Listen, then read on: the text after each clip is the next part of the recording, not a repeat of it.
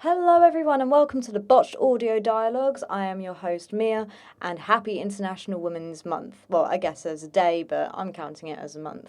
And today I'm here with our treasurer, Shakira. Hi. To talk about female inventors. Do you know much about Not a lot, no, but like I know some stuff obviously about like women and all that stuff, what they've been through and stuff. Yeah. So I just want to point out I'm not a historian, I'm an actor. And I'll try and pronounce names as well as I can, and I've tried to get these as accurate as possible. But if you got any questions, all I can say is Google's there to answer any questions. So first of all, we're going to go to Jean Villepoux Power. That is French, so my French is not great. And she actually invented the aquarium in 1832. Ooh. When she was 18, she moved to Paris. She became an assistant to a dressmaker, and in 1816, she crafted a wedding gown for Princess Caroline. That's actually really cool. I would love to do that. Like, she crafted like a gown for a princess, and then she married. She met an English merchant called James Power, who was her husband, and they married 2 years later. I would love to like design like a wedding gown for someone. But like, it's insane because she then goes on to like study the flora and fauna of the island of Sicily, which she ended up living on, and so she became a scientist. How do you become like a dressmaker to a scientist? Exactly. Yeah, I don't think I could be like an actor to then like design stuff. I mean, I could, but Yeah. it would be you can't do like two jobs at once, really.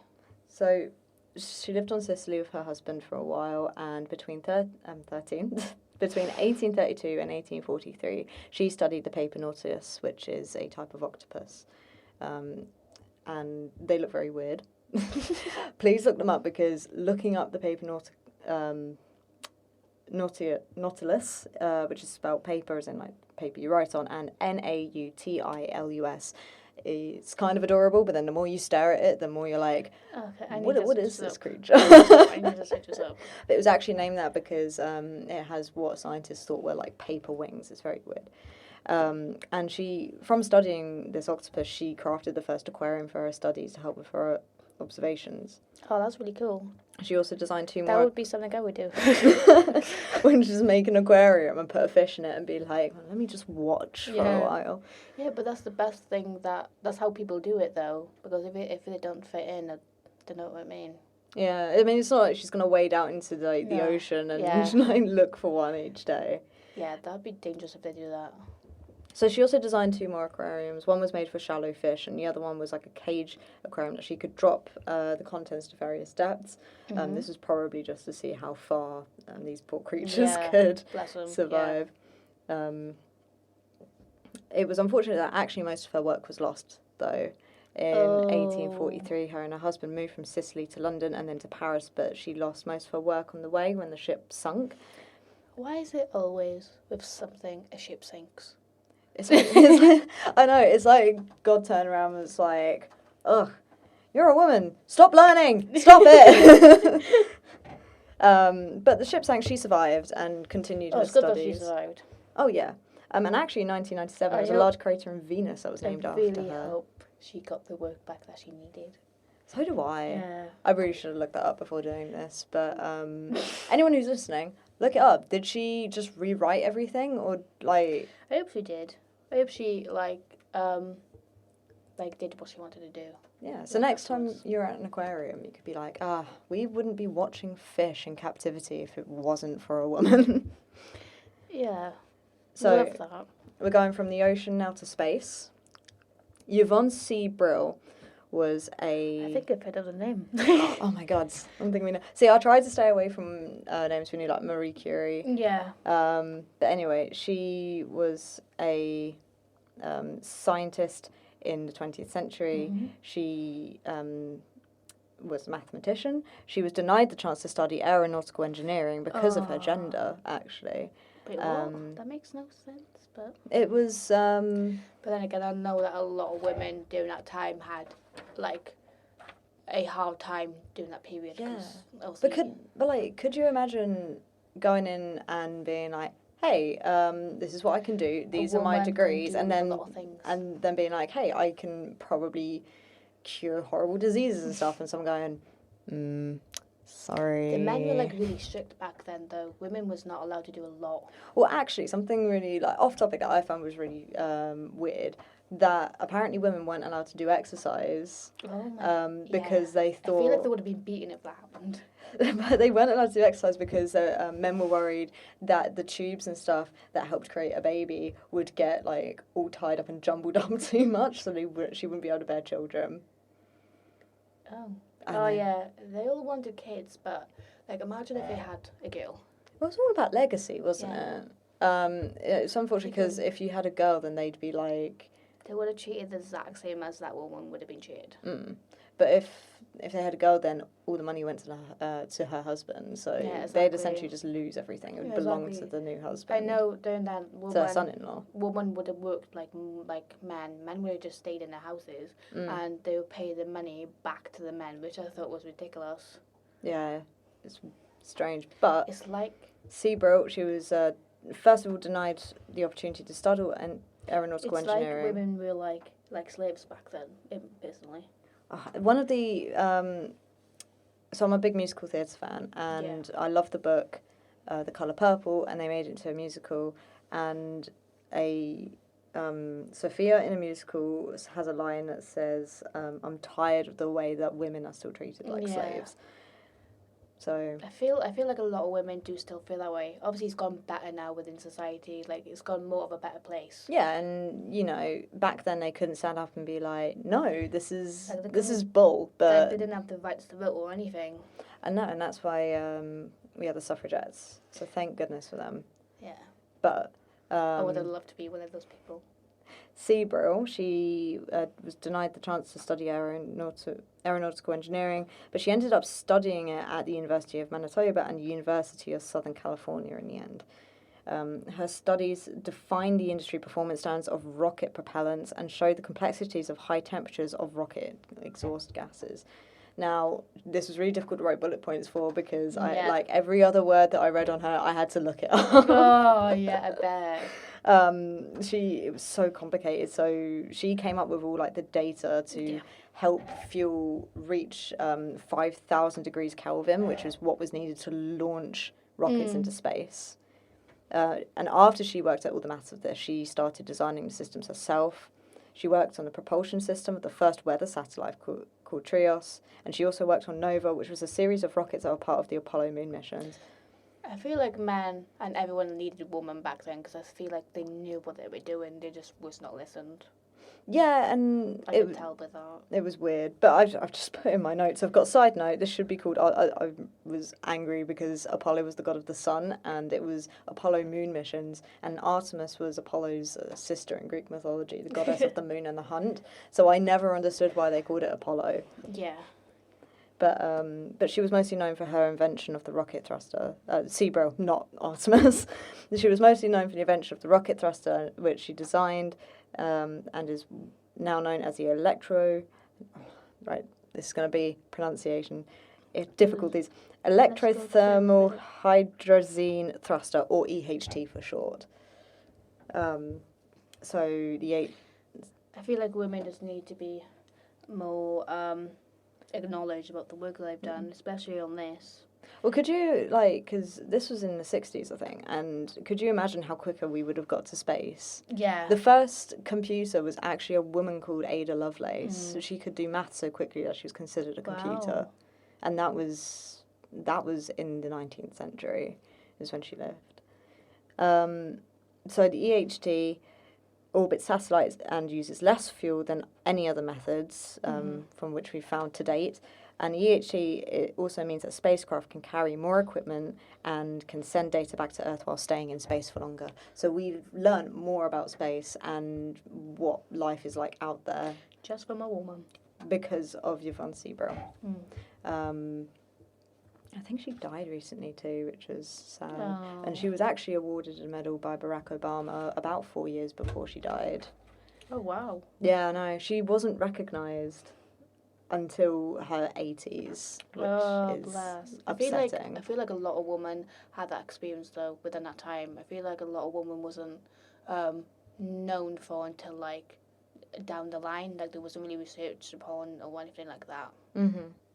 Yeah, it's sad how, especially, have you ever seen the film Hidden Figures? It's sad how society was, really. Yeah. Have you ever seen the film Hidden Figures? No, but I've heard of it. So that entire film is literally about how NASA needed women for the maths to get the first man into space. Mm-hmm. If it wasn't for women, I think we'd all still be there scratching our heads. Yeah, I don't think. I think that women should be more knowledge, because I don't think no one would have gone this far without them. Also, just like a quick brief intermission about talking about Thomas Edison, who stole most of his inventions, and also he claimed that no one could make movies. Movies? I'm not American. No one could make films. Not all of them are American, no. Yeah, so everyone travelled to the West Coast to get away from Thomas Edison to make films. Yeah. Which was insane. There's quite a lot of films from other different countries. It doesn't really matter what country you're from. Yeah, but that's how Hollywood was made. Was people trying to get away from Thomas Edison. Yeah. Anyway, so our last inventor that I looked at was Patricia Bath, who invented laser eye surgery in 1981, and the creator, and once again, I'm so sorry for my pronunciation, the creator of community ophthalmology, which is a discipline looking into your eyesight, which is being added to public health. Oh my gosh. I was just reading from a script and I completely messed up that line. And I just bumped the mic. How professional. So she's the creator of the community apathology, which is a discipline for looking after your eyesight, and was added to the public health to promote healthy eyesight. And she was also the first woman chair of apathology in the United States in 1983. So So you wear glasses, Shakira? Yeah, I do wear glasses. I was going to say it. Our viewers can't... Our speech isn't great today. Our listeners obviously can't see us. I don't wear glasses. But I've been to an eye doctor's. Glasses since I was about year 7, 8 or 9 even. Mm-hmm. Because they wasn't bad or anything when I was born or nothing like that. They just became worse ever since. Every year since. So you probably wouldn't have had that treatment if it wasn't for Patricia Bath. So she was an intern at Harlem Hospital and a student at Columbia University. Now, she was a black woman, and Harlem Hospital... Black women should also be knowledge in this. Absolutely. And Harlem Hospital was predominantly with people of colour patients, while the Columbia University was predominantly white patients, and she noticed that that visual impairment and blindness was almost double in black people than white people. So she decided she basically turned around and was like, no. That's just not right. She went and trained a bunch of people, and a bunch of people went into schools to screen kids to find anything wrong with their eyesight, and they went to senior centres, and eyesight was treated early. Students' grades began to improve because obviously they could see what they were doing, what they were writing. Yeah. So, and we just got so much to thank for this woman. So, obviously this isn't all she did.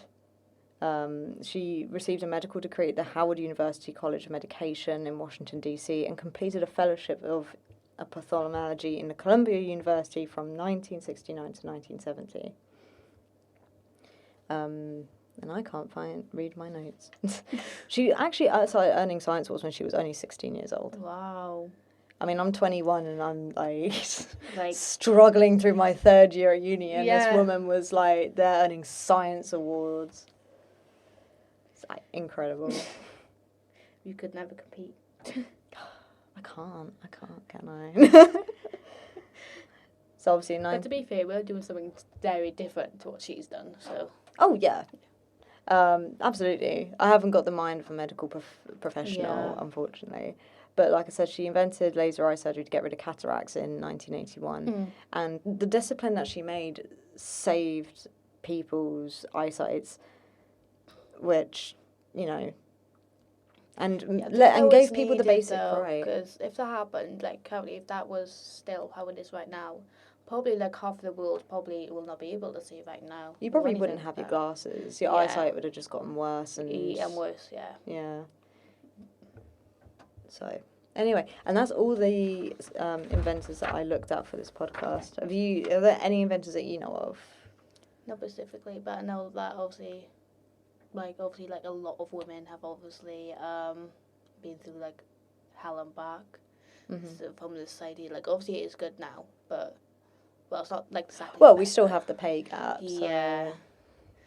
But yeah, women was not treated good, especially within 1918, I think, that we started fully getting our rights started, something like that.